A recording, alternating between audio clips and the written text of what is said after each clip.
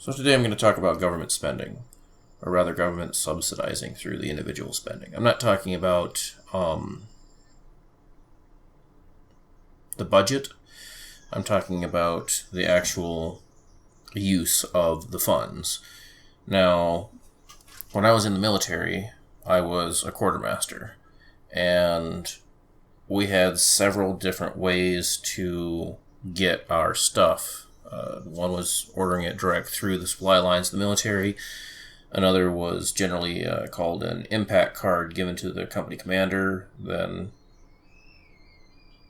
given custody or use to the quartermaster. It's kind of a credit card that the government pays off every month. You have a certain limit, $1,000 to $3,000, somewhere around there, for your small purchases, or sometimes fuel purchases, or whatever you need to operate on that you can't order and wait 3 to 15 days for. And part of that process, or ordering in general, part of the process, we go through an ethics briefing, and the idea is that you're spending taxpayer money, because the money has to come from somewhere. The government doesn't produce anything. It's all taken off the backs of the citizens. So when you're spending, it is your job, up to a point enforceable by the UCMJ, that if you negligently overspend, you're being a criminal. So it is your job to get the items that you need for your unit to complete whatever mission that they're on, whether it's training or whatnot. To get the quality items at the lowest impact to the taxpayer on a person-by-person basis, that is, as your company's quartermaster. Now, alongside of that, you're also taught, or we were at the time also taught, that you need to kind of spread the wealth. So you want to get the lowest cost on an item that's going to work, but you don't always want to go to the same supplier, because then you are risking the idea of a conflict of interest or direct subsidization. For example, if we went to town and bought everything that we needed from Walmart on the impact card, or from Home Depot on the impact card, then that's the government pouring funds into one private company. Or one, not private, what's the word I'm looking for? Private sector, one private sector business. The government's pumping all that money in, and you're supposed to spread it around while also finding the lowest price.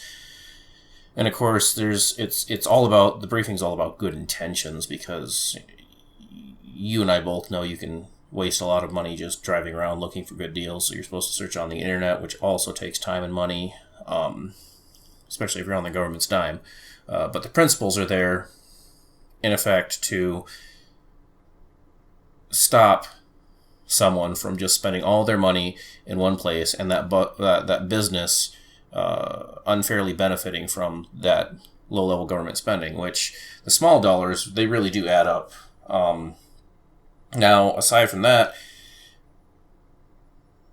the regular supply lines that the government has, in the reserve, I never actually worked with them, because I worked with the base that we ran out of. Even when I was on active duty, we were out of that base, and they had their own little supply arrangement, and a lot of what they ordered was out of Granger, which seems counterintuitive to that ethics briefing.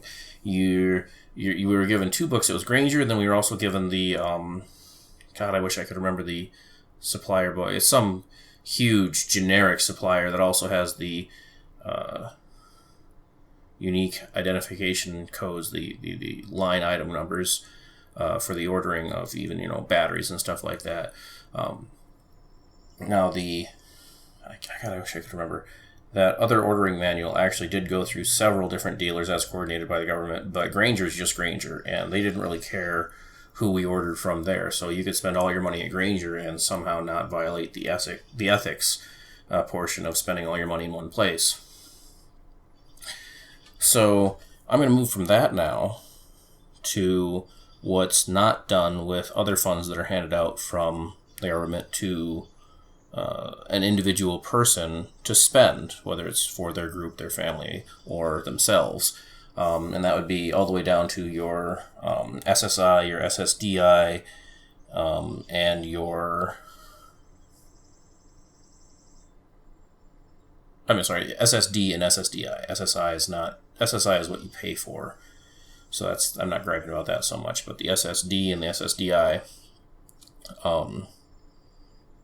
it's money that's given, and then of course EBT, it's money that's given to individuals because they either don't earn enough, can't earn enough, or they're disabled, and it's given out by the government, paid for by the taxpayer, by the working man and woman, but there is no such briefing, not even a good intention. So these people, and I'm not going to call them evil, I'm not going to call them worthless, I'm not going to call them welfare monkeys, they're just people, and some of them have problems so they can't work, or some of them can't make ends meet for their family, so they need EBT. I understand that there are abusers on all sides, but not all of them are abusers by default.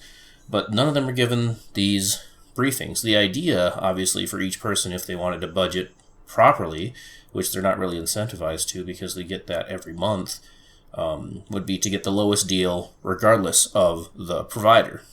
So not only do they have to, or not only aren't they obligated to shop in different places or spend their money in different places, they're also not obligated to spend their money efficiently any more than they would choose to themselves. And so a lot of these funds, the EBT and these monthly disability payments for individuals not in the workforce or unable to enter the workforce, even lifelong people that have never worked, can be dispersed in concentration to, again, your local businesses like your Walmart or your grocery store in an unfair proportion. Especially, like, you look at a lot of your smaller grocers around your area, only recently are starting to open up to EBT. Some other places, like I think Papa John's, just opened up to EBT. That's because they want a portion of that government check. Now, anytime the government is spending money, they're increasing the money supply or they're taking it out of the existing money supply. And anytime they buy something, they're taking an item out of the marketplace, therefore decreasing the availability of that item, and comparative to the demand, the price of the item would go up. Now, you might think, all right, so let's say a big city like Madison. Well, Madison has a whole bunch of people getting EBT and SSD and SSDI, and that's helping the economy in Madison. Well, not really, because it's the government buying a whole bunch of stuff up. Now, it might bolster the sales of individual businesses, but really, you are, as an individual person, if you're spending your EBT or your SSD, you're just taking money out of other people's pockets and handing it to this business. And there's not much of another way to look at it. So, well, I'm wondering myself, because I've known a few people who've gone through the process, why they don't include, such a small thing as when you're doing your grocery shopping using your EBT, try to spend it in several different places. Try not to go to the same place every time. When you're spending your Social Security disability, again, try to spread the government funds to minimize the impact of the fact that it is all taxpayer money and it shouldn't be going to one specific place. Now, although I know people that have worked with these, my only experience has been as a quartermaster, taking on that responsibility of spending taxpayer money. And of course, it was in the interest of the commander. It was all mission necessary items, so it's not as though I was buying these things frivolously. It was part of my job. It was what I was paid to do, and if I didn't do it, I'd be doing an inadequate job, and I could be subject to UCMJ. But the idea was to avoid abuses of it, and no such training is given to those recipients of these government benefits on the civilian side.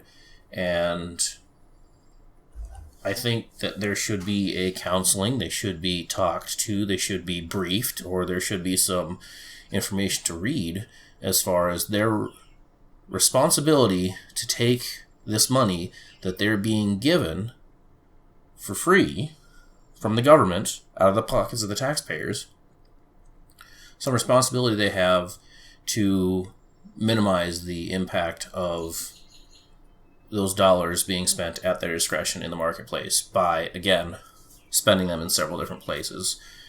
Now, when it comes down to rent payments and lodging, you're pretty much stuck in one place for a very long time. People don't like to move very often, so the housing portion is a little bit different than your grocery shopping and your amenities and whatnot.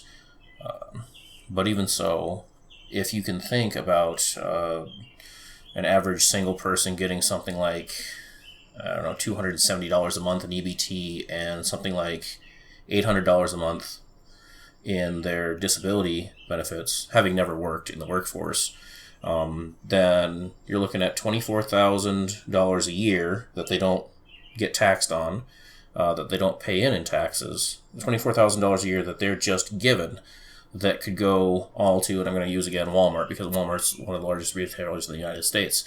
If you're talking about $24,000 a year, well, I suppose I should take off some for rent, so let's say $10,000 a year per individual, and this is just singles. I'm not talking about mothers that have children that get a lot more. I'm just talking about the individuals. $10,000 a year, shall we say, per person. It's all being channeled from the government, from the taxpayer, straight into a corporate giant like Walmart that I mean, they need profits to succeed, but their immense amount of success, their immense amount of reach and competition in the retail market, aside from any tax breaks they might already get, aside from any tax subsidies that they may already get secondhand through the people that are subsidized that supplied them with their sales, you look at a city again like Madison, Wisconsin, shall we say, and you could easily have 40,000 of these individuals all spending $10,000 a year at Walmart of taxpayer money, and that gives that one business a hugely government subsidized unfair advantage in the retail market. If they spread out their payments, then it would make the competition a little more fair. Going back to the fact that it is all not all good for the economy, but it would be better if it was spread out.